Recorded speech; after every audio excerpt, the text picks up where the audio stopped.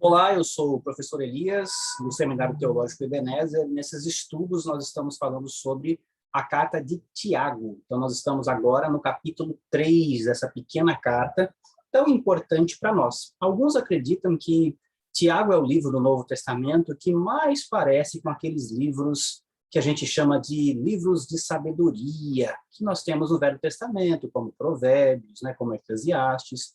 E um dos motivos é porque ele tem uma linguagem mais prática, né? Não é que os outros livros do Novo Testamento não sejam práticos, né? Mas aqui ele é mais objetivo do que alguns, né? Ele trabalha menos o conceito teológico e fala mais de coisas práticas. Por exemplo, ele diz logo, né? Ó, não é para ter acepção de pessoas, não trata as pessoas de forma diferente, trata iguais. Ele fala logo, olha, não adianta rico se confiar no seu dinheiro, porque vai passar. Se você confiar, você vai passar junto com o dinheiro. Né? E pobre lembra da sua significância, que é voltado em Cristo. Quem é que dá significado na vida nossa? É Jesus Cristo. Né? Ele fala, olha, você encare as provas da fé que nós recebemos como algo bom, porque se a gente for aprovado, mesmo sendo difícil, né? Sendo trabalhoso, mas quando somos aprovados nessas provas de fé, nós vamos nos tornar cada vez mais parecidos com Jesus, vamos nos tornar completos, sem deficiência. Isso faz parte do desenvolvimento cristão. Então, Tiago, ele fala mesmo as coisas, ele dá mesmo realmente essas informações para a gente. Ele vai dizer, olha, não adianta dizer que tem fé se você não mostra as suas obras, né? Então, lógico que a obra de alguém não significa que ela tenha fé em Deus. Ela pode fazer ações por outros motivos. Por exemplo, o motivo de querer algo em troca de alguém, né? Ser beneficiado, ser elogiado. Então, a obra em si não significa que tem fé, mas todo mundo que tem fé de verdade vai ter ação. Não tem como a gente conhecer Jesus, saber da obra de Jesus, saber do reino de Deus e não fazer algo. Então, a gente não acredita. Então, não tem fé. E Tiago vai dizer isso. Você tem fé? Eu vou mostrar a minha fé com as minhas ações, com as obras. Que obras são essas? Obras em favor do reino de Deus. A gente, quando tem um irmão precisando, que passa necessidade, lembra? Ele dá o exemplo aqui. Se você vê alguém que está precisando de roupa e você pode ajudar, ajude a pessoa. Isso é você agir com a fé que o Senhor tem nos dado. Quer dizer, com a fé que a gente tem em Deus. É agir em prol do mundo, é pregar o evangelho, é orar, é evangelizar as pessoas, é o serviço, servir a igreja. Isso é mostrar a fé que nós temos em Deus numa vida eterna com o Senhor, de forma prática, né? De forma com as ações das nossas vidas. Então, é muito importante. A gente está agora no capítulo 3, que diz assim, meus irmãos, não vos torneis muitos de vós mestres, sabendo que havemos de receber maior juízo, porque todos tropeçamos em muitas coisas. Se alguém não tropeça no falar, é perfeito varão, capaz de refrear também todo o corpo. Ora, se pomos freio na boca dos cavalos para nos obedecerem, também lhes dirigimos o corpo inteiro. Observai igualmente os navios, que sendo tão grandes e batidos de rijos ventos, por um pequeníssimo leme, são dirigidos para onde queira o impulso do timoneiro. Assim também a língua, pequeno órgão, se gaba de grandes coisas. Vede como uma fagulha põe em brasas tão grande selva. Ora, a língua é fogo, é mundo de iniquidade. A língua está situada entre os membros de nosso corpo e contamina o corpo inteiro. E não só põe em chamas toda a carreira da existência humana, como também é posta ela mesma em chamas pelo fogo, pelo inferno, né? Na verdade, em chamas pelo inferno. Pois toda a espécie de feras, de aves, de répteis, de seres marinhos se doma e tem sido domada pelo gênero humano. A língua, porém, nenhum dos homens é capaz de domar.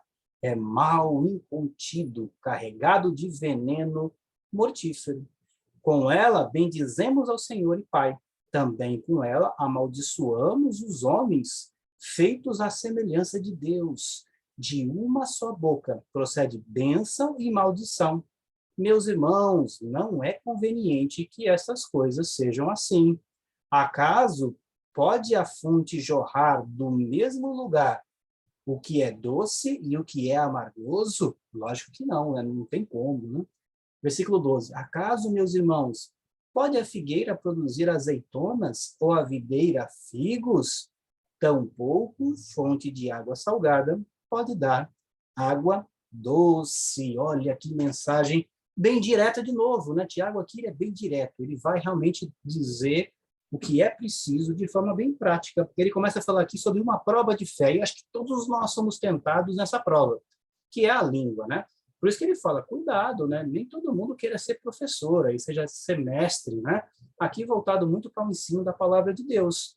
Por quê? Porque o que você fala, o que nós falamos, pode trazer um mal tremendo. Se falarmos coisas erradas, se ensinar coisa errada, vai ter muitos problemas e vai sofrer um maior rigor nisso, né? Então, ele mostra um cuidado, né? Parece que naquela época as pessoas estavam querendo ser professor demais, né? Estavam querendo realmente sair ensinando sem praticar, sem conhecer a palavra de Deus, né? E isso é muito perigoso. E se eu ensino sem ter conhecimento, eu vou ensinar o quê? O que eu acho, né? E o que eu acho pode trazer vários problemas realmente na igreja. Por isso que ele vai dizer aqui, não queiram muitos, porque se não tiver o preparo, se não tiver o dom para isso, vai ter um julgamento mais severo, porque você está fazendo pessoas desviarem, né? Quem é professor, quem é mestre na igreja, precisa ensinar a Bíblia, não a sua vontade, não os seus entendimentos, não sua intenção, não o que você acha, e sim a palavra de Deus, ensinar o que Deus quer. É isso que ele vai realmente vai dizer para a gente na Bíblia toda, né? Isso é um importante. Todos nós temos que ser pregadores da palavra de Deus, não professores que ensinam coisas que querem sobre a palavra de Deus, né? Mas sim que a palavra de Deus quer nos dizer. E ele vai dizer aqui muito sobre essa prova da fé, que é a língua, né? Ele fala, olha, cuidado, né? Cuidado com a boca, né? Cuidado com a língua, porque imagina, a gente bendiz a Deus, que é merecedor. A gente louva, né? O Senhor poderoso, grandioso Deus, maravilhoso Senhor, Salvador de nossas vidas. E com a mesma boca a gente vai falar mal de um irmão, pode xingar alguém, pode falar uma palavra que não edifica, uma palavra ruim sobre alguma pessoa. Ele fala, como é que pode isso? A mesma boca falar as duas coisas? E ele vai dizer, olha, o que parece é que ninguém consegue dominar a boca desse jeito, né? Ele falou, os animais são dominados, o cavalo, né, tem até realmente aqui na boca mesmo o controle, né? Ele vai dizer, agora a boca não. Se a pessoa não controla a boca, várias coisas vão acontecer. Lembra que a Bíblia vai dizer, olha, não cabe no reino de Deus o mentiroso, não cabe no reino de Deus as pessoas que falam mal dos outros, pessoas que falam palavras de baixo escalão, né? Palavras que não agradam ao nosso Deus. Então, ele vai realmente atentar a gente a isso. Ele vai dizer, olha, a língua tem o efeito de um leme no barco, que o mesmo barco sendo grande, ele é dirigido por essa coisinha tão pequenininha. Da mesma forma, a língua, né? A língua nossa pode direcionar todo o nosso corpo, ao ponto de, no versículo 6, ele dizer que pode levar para chamas do inferno, né? Olha que coisa perigosa. A nossa língua, o que nós falamos, pode direcionar pode direcionar você, nos direcionar ao inferno. Cuidado, ele vai dizer depois aqui, não, irmãos, não é assim. Não deve ser desse jeito conosco. Não é conveniente, no versículo 10, que nós, irmãos, sejamos dessa forma. Sejamos conduzidos pela língua para o inferno. Não, precisamos tomar a língua. Cuidado com o que nós vamos falar. Afinal, não pode da mesma boca sair bênção e maldição. Não pode da mesma fonte sair água doce e água salgada, né? No versículo 12, como ele diz, né? Então, a gente tem que tomar esse cuidado. Por quê? Porque o que sai da nossa boca é o fruto do que nós temos a oferecer. Se nossa boca é pessoas que só falam coisas más, né? Pessoas que só são pessimistas, pessoas que fofocam das pessoas, que só reclamam, que murmuram das coisas, então, nosso corpo todo é uma árvore que produz isso. É o resultado disso. Então, Tiago vai dizer, a língua é a prova. Cuidado. Cuidado com o que nós falamos. Cuidado com o que nós dizemos dos nossos irmãos. Falamos das pessoas. Nos queixamos demais de tudo, murmuramos de tudo, né? Usa a boca para coisas boas. Cuidado com o que a gente ensina da palavra de Deus também, porque tudo isso tem sua consequência. E no versículo 3 ele fala: quem entre vós é sábio e inteligente, mostre mansidão de sabedoria, mediante com digno proceder as suas obras. Se pelo contrário tendes em vosso coração inveja, amargura e sentimento faccioso de divisões, né? Não vos glorieis disso, nem mintais contra a verdade. Essa não é a sabedoria que desce lá do alto, antes é terrena, animal e demoníaca, pois onde há inveja e sentimento faccioso, aí é confusão e toda espécie de coisas ruins. A sabedoria, porém, lá do alto, é primeiramente pura, depois pacífica, indulgente, né? Quer dizer, é tratável, é plena de misericórdia e de bons frutos, imparcial, sem fingimento. Ora, é em paz que se semeia o fruto da justiça, para os que promovem a paz. Então, ele vai dizer, olha, para ser aprovado nessa prova da fé, precisa usar sabedoria. E que sabedoria é essa, gente? Não é sabedoria do mundo. É a sabedoria que vem lá do alto. Essa é a sabedoria, né? Se nós somos sábios e inteligentes, vamos mostrar como? Com a nossa vida, de forma prática, sendo mansos, humildes, né? Tendo essa sabedoria no proceder, nas nossas ações, nas nossas obras, no nosso dia a dia, a gente vai mostrar essa sabedoria. Qual sabedoria? Não é a do mundo, que é demoníaca, né? Não é a terrena, que é voltada para inveja, amargura, sentimento de divisões, né? Nada disso, né? Mas o nosso coração precisa ter o quê?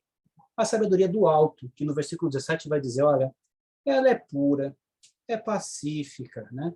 É gentil, é mansa, é tratável, é cheia de misericórdia, é cheia de bons frutos, é imparcial, sem fingimento, e não está brigando, está em paz. Parece que aqui Tiago trata de um problema, talvez aquilo que a gente falou nos outros capítulos, né? Talvez problema entre pobres e ricos, aí brigando, uma rixa na igreja, né? Aqui Tiago fala, não, aquele que tem a sabedoria do alto, esse é pacífico, vive em paz. O sábio age de forma sábia, é aquele que tem uma vida mansa, controlada, né? Mansidão não é um defeito, não é uma fraqueza da pessoa. Mansidão são pessoas que são controladas, elas mesmas têm um controle, e esse controle vem do Espírito, faz parte do fruto do Espírito. E aqui ele fala de outro fruto, né? O fruto da justiça. Nós vamos receber realmente da justiça de Deus, quando nós promovemos a paz, quando nós estamos semeando a paz, quer dizer, quem planta isso, né, vai colher disso também, vai receber o fruto da justiça de Deus e vai ter uma vida pacífica. Então, meus irmãos, nós precisamos, ao contrário de estar disparando com a nossa boca um monte de coisas ruins sobre as pessoas, um monte de maldições para os irmãos, um monte de palavras de baixo calão, palavras que não agradam ao nosso Deus, precisamos usar a boca para coisas boas. Precisamos ser sábios em nossas atitudes do dia a dia. Precisamos cada vez mais estar cheios do Espírito, cheio da sabedoria, para que no dia a dia a gente possa agir de forma lá do alto, pacífico, puro, né, ser tratável, indulgente, cheios de misericórdia, plena misericórdia, bons frutos, imparcial, sem fingimento, né? Ele coloca 8 coisas aqui importantes no versículo 17, para que a gente possa estar praticando essa sabedoria que vem do alto. E tudo isso vai trazer para a gente um fruto de justiça, e isso, uma vida de paz. Que o Senhor nos abençoe.